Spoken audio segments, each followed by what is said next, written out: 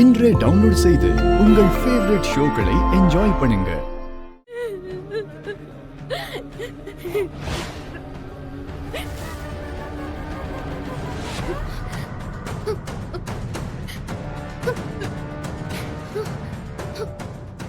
நான் உன்னை மட்டும்தான் நம்பினேன் பூர்வா.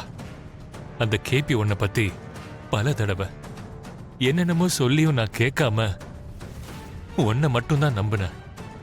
என் சாவு என்ன நெருங்க போற நேரத்துல தான் எல்லா உண்மைகளும் தெரிய வரும்னு என் தலைவிதியில எழுதப்பட்டிருக்குன்னு நான் நினைக்கிறேன். என் பெத்த பொண்ணு மாதிரி பாத்துக்கிட்ட பூமி இன்னைக்கு என்னை ஏமாத்திட்டாங்கிற உண்மையே என்னால தாங்கிக்க முடியலன்னு நினைச்சா இடி விழுந்த மாதிரி நீ செஞ்ச கொடூரம் எனக்கு தெரிஞ்சிருச்சா பூர்வா?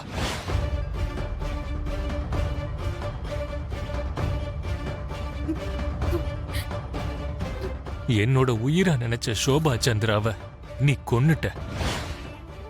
என் சோபா உன்னை எந்த அளவுக்கு நம்புனா பூர்வா?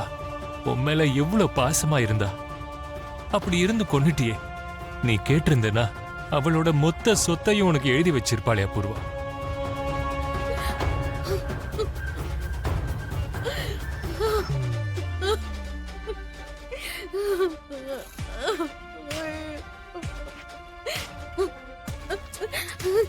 சொத்துக்காகலாம் இல்ல மாமா, சொத்துக்காகலாம் இல்ல. சின்ன வயசுல இருந்து நீங்க தான் என் உயிரின்னு நினைச்சு நான் வளர்ந்தேன் மாமா. உங்க கூட தான் என் வாழ்க்கையை வாழணும்னு நினைச்சிட்டு இருந்தேன்.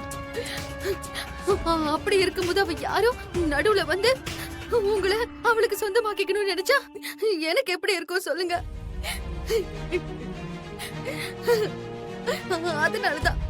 அதனாலதான் எப்படியாவது உங்களை அடையணும்னு நினைச்சேன். நீ அவளை கண்டுக்குள்ள வச்சு பாத்துக்கிறத பாக்கும்போது இனி எப்பவுமே நீ அவளை விட மாட்டேன்னு எனக்கு தெரிஞ்சிருச்சு.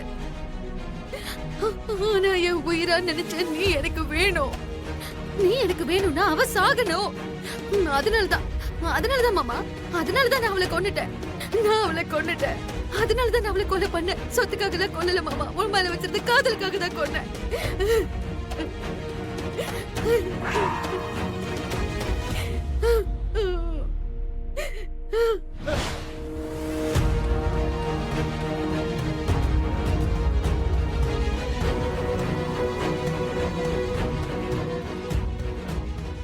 இத ஓம் வாயால கேட்கறதுக்கு தான் நான் செத்து போன மாதிரி நடிச்சேன் அபூர்வா.